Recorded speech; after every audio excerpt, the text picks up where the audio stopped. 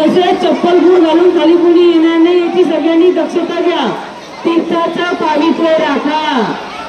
ती गंगामाई आपली आई आहे, तिचं जर पावित्र्य राखलं तर आपली पात्रता वाढते, एवढं लक्षात घ्यायचं भाविकांनी आणि तीर्थाचं पावित्र्य राखायचंय।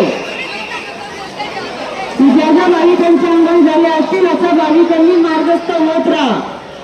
तीर्थावर गर्दी करत अथवा टाइमपास करत थांबू नका।